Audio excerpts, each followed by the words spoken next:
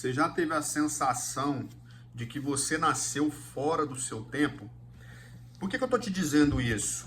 Porque eu vejo que nos dias atuais tem se falado muito, nós temos muita informação e tem se falado muito sobre mudança de mentalidade, mudança de ambientes, mudanças de comportamento. Mas eu quero que você esteja atento nessa mensagem, porque não é de hoje que a mudança de mentalidade, a mudança de ambiente, a mudança de posicionamento traz excelentes frutos para as nossas vidas. E hoje o tema da nossa mensagem é: governar sobre o presente irá trazer a garantia de frutos saudáveis no futuro. Isso irá fazer total diferença na sua vida. Aquilo que você consegue governar hoje vai trazer grandes frutos para você no futuro. Conhece pessoas que são desordenadas emocionalmente? Pois é, essas pessoas elas não sabem governar sobre as suas emoções. E eu quero que você abra a sua Bíblia comigo em Romanos, capítulo de número 6, que você vai perceber que desde quando Paulo falou sobre isso, Jesus ele já tinha vindo sobre a terra, mas ele já tinha demonstrado que a mudança de mentalidade, a mudança de comportamento, a mudança de hábitos gera excelentes frutos. Foi assim quando Jesus esteve aqui, por onde quer que ele passava, ele gerava nas pessoas uma transformação genuína. E eu quero que você entenda que essa transformação, ela precisa começar de dentro para fora. Por que que muitas pessoas começam o ano com uma lista de desejos, de objetivos, e nos próximos meses, o primeiro, segundo, terceiro mês, essas pessoas tendem a abandonar esses objetivos, essas metas que foram criadas com tanto desejo no final do ano ou na virada do ano, porque elas ainda não entenderam que se não houver uma transformação genuína de dentro para fora, jamais nós vamos poder acessar aquilo que verdadeiramente nós viemos para acessar em Cristo. Se nós não tivermos a mentalidade em Cristo, nós jamais vamos conseguir avançar nas nossas metas e nos nossos objetivos. E acredite, antes de Deus te entregar qualquer meta, qualquer objetivo ou qualquer propósito, primeiro Ele precisa ter a sua alma, o seu espírito, Ele precisa ter o seu corpo totalmente voltado para Ele, porque senão, se Ele te entregar demais, você não vai suportar o peso dessa bênção. A bênção ela acaba se tornando maldição se você não estiver preparado para recebê-la. Então, Romanos capítulo de número 6, a partir do verso 1, diz assim: o que diremos então? Permaneceremos em pecado para que a graça possa abundar? De forma alguma. Como nós que estamos mortos para o pecado, viveremos ainda hoje. Não sabeis que todos os que fomos batizados em Jesus Cristo, fomos batizados na sua morte? Portanto, fomos sepultados com ele para a morte pelo batismo, para que assim como Cristo foi ressuscitado dentre os mortos, pela glória do Pai, assim também nós andemos em novidade de vida. Porque se formos plantados juntamente com Ele na semelhança da sua morte, também o seremos na semelhança da sua ressurreição. Sabendo isto, que o nosso velho homem foi crucificado com ele, para que o corpo do pecado pudesse ser destruído, para que não sirvamos mais ao pecado, porque aquele que morreu está liberto do pecado. Então esse texto, ele vai nos demonstrar que, assim como quando Jesus foi crucificado e ao terceiro dia ele ressuscitou e hoje ele está com o Pai, quando nós recebemos o batismo em Cristo Jesus, logo nós morremos para o pecado. A Bíblia me mostra que quando nós renascemos em Cristo, um novo homem precisa renascer e o velho homem precisa morrer. E aqui eu quero trazer para você o primeiro princípio desta mensagem, que é governar sobre o velho homem. Nós precisamos aprender a governar sobre o velho homem. Paulo, quando ele escreve a carta aos Romanos, todo mundo sabe que Paulo ele foi um perseguidor da igreja. Ele matou muitas pessoas que eram cristãos, né? E Paulo, então, ele era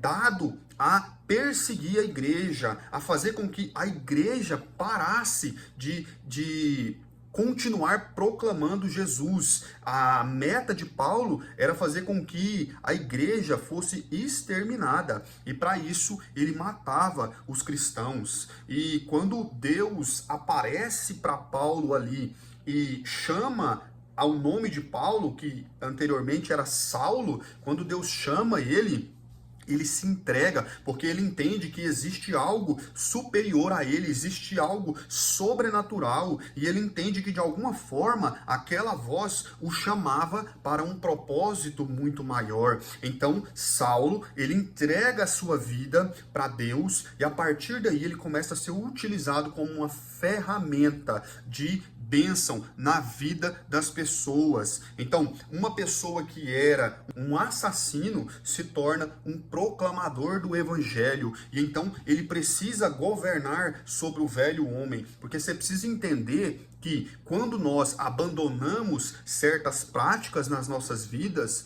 não quer dizer que o desejo, que a vontade, que a necessidade não vá bater a porta novamente. Acontece que nós devemos cortar na carne, nós devemos nos sacrificarmos. E aqui entra a importância de duas coisas extremamente poderosas na vida do cristão, que é a oração e o jejum.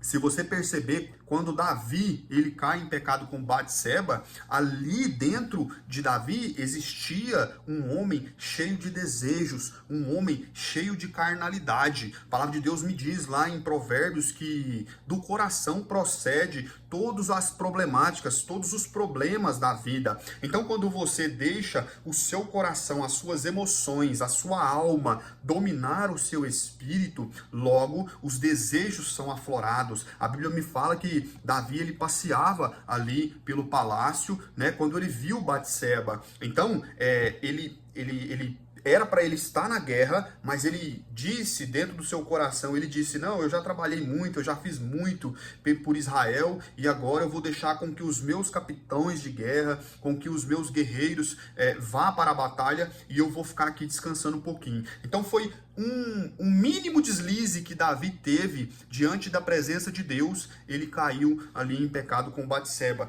e deixou-se levar pelo pecado. Então o que eu quero que você entenda é que se você renasceu em Cristo, você precisa governar sobre o velho homem. Aquele homem que gritava com a esposa, ele já não pode gritar mais. Aquele homem que era temperamental, ele já precisa ser um homem prudente, que busca a sabedoria. Aquele homem que saía de casa e deixava sua esposa e seus filhos para jogar um futebol com seus amigos, sendo que ele trabalhou o dia todo e ele, em momento de descanso, poderia descansar com a sua família e marcar o futebol para outro dia, mas ele trocava essa prioridade, que é a sua família, ele agora deve ter os olhos na sua família. Então é importante que você entenda que o homem, ele é o gerenciador, ele é o cabeça da casa, mas quem dá a rota, quem dá o destino, quem faz com que as próximas gerações sigam os princípios e valores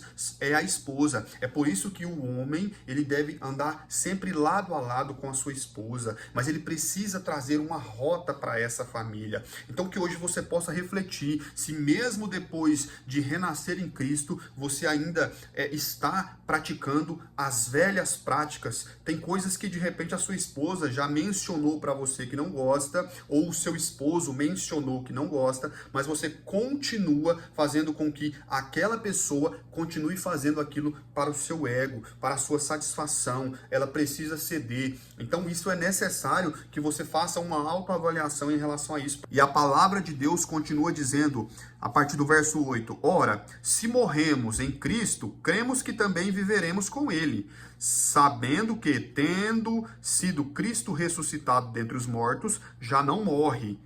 A morte não tem mais domínio sobre ele, pois, quanto ao morrer, ele morreu uma vez para o pecado, mas quanto ao viver, ele vive para Deus. Assim, também vós considerai-vos mortos de fato para o pecado, mas vivos para Deus em Jesus Cristo nosso Senhor. Não reine, portanto, o pecado em nosso corpo mortal, para lhe obedecerdes em seus desejos. Então é necessário com que você, quando renasce em Cristo, além de governar sobre o velho homem, você precisa governar sobre as velhas práticas, sobre os seus desejos. O próprio verso de número 12 diz: Não reine, portanto, o pecado em vosso corpo mortal, para lhe obedeceres em seus desejos. Então, mais à frente, no capítulo de número 8, a Bíblia vai me mostrar, a partir do verso 5, que aquele que tem a mente sobre as coisas da carne, ele estará disposto a fazer, a obedecer os desejos da carne. E aquele que tem a mentalidade nas coisas de Cristo, ele estará disposto a buscar mais o lado espiritual. Então hoje,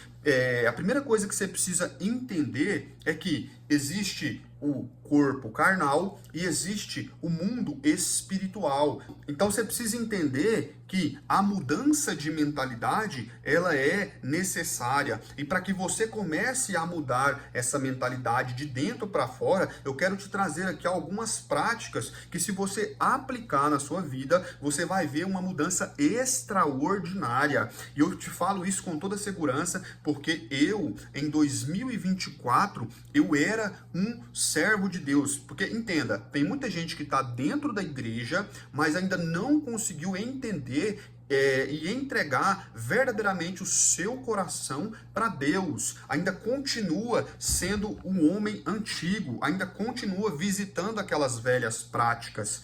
E a primeira coisa que, em setembro de 2024, eu entendi é que eu precisava, para que eu obtivesse uma mudança de mentalidade, uma mudança de dentro para fora, era abdicar das velhas práticas. E o que eu fiz? Eu listei aquilo que me aproximava de Deus e aquilo que me afastava de Deus. E foi nesse momento que eu tive a clareza do que eu precisava fazer, do que eu precisava deixar de fazer para me aproximar mais de Deus. E foi em um momento importante da minha vida, porque a pessoa, quando ela está escrava das velhas práticas, quando ela quer visitar o seu passado, ela se sente bloqueada, porque ela não consegue avançar. O mundo espiritual, ele é muito bem organizado, e para que você possa avançar, você precisa deixar algumas coisas para trás. E aí, então, em um momento de oração, Deus, ele me pediu algo que naquele momento talvez poderia ser algo que me fizesse, assim como aquele jovem, né, aquele jovem rico, quando ele chega ali em Jesus e ele pergunta: mestre, o que eu preciso fazer para obter ali a salvação? Então Jesus, sabendo que o coração daquele homem estava no dinheiro, ele disse: olha só, vende tudo que você tem, reparte para os pobres e me segue, que aí sim você vai obter a salvação. E aquele jovem, é claro, ele não fez o que Jesus pediu, até porque o seu coração estava no dinheiro. Então hoje, talvez o seu coração, inconscientemente, ele está em algumas coisas que tem te afastado de Deus. E naquele momento, a minha rede social, apesar de ser uma rede social onde eu trazia a palavra de Deus, onde eu buscava estar sempre abençoando as vidas, naquele momento, algumas horas que eu passava ali rolando a tela do Instagram e das minhas redes sociais, fazia com que eu perdesse algum tempo ali, ao invés de investindo tempo na carne, ao invés de estar investindo tempo no espírito. E aí eu comecei a perceber que a rede social, ela começou a tirar o tempo de qualidade que eu tinha com meu filho, tirar o olhar, o olho a olho, uma conversa legal, um tempo de qualidade. E aí eu comecei a perceber que tudo isso estava afetando o meu ciclo, o meu ecossistema familiar. E entenda, a responsabilidade do homem, eu vou falar novamente, é trazer a rota para a família. E a esposa vai fazer com que aqueles princípios e valores sejam enraizados dentro dos seus filhos. Então, foi nesse momento que Deus me pediu minha rede social e eu então abdiquei. Eu não simplesmente fiz algo que pudesse eu ter acesso novamente. Eu excluí a rede social. E foi a partir desse momento que eu comecei a buscar quais práticas eu deveria tomar para me aproximar de Deus. Foi a partir daí que eu comecei a ler a Bíblia e estou terminando de ler ela capa a capa. Foi a partir daí que eu entendi o poder da oração. O poder da oração é algo extraordinário. Muitos de nós que estamos na igreja, nós queremos que as pessoas orem por nós, que as pessoas façam por nós. Mas você precisa entender que quando Jesus foi entregue na cruz do Calvário, o véu foi rasgado de cima e embaixo e hoje você tem acesso ao seu Pai. Hoje você pode clamar ao seu Pai e Ele está com os ouvidos inclinados para te ouvir. Então foi nesse momento que eu comecei a ter grandes experiências com Deus, eu comecei a ter discernimento espiritual. Foi a partir daí que eu comecei a colocar metas espirituais para mim com Deus. Foi a partir daí que eu comecei a valorizar o jejum, a oração, porque você precisa entender que o jejum, ele te traz uma cobertura espiritual, ele te traz uma conexão com Deus extraordinária. A oração, ela vai fazer com que você esteja sempre conectado ao Pai, entendendo que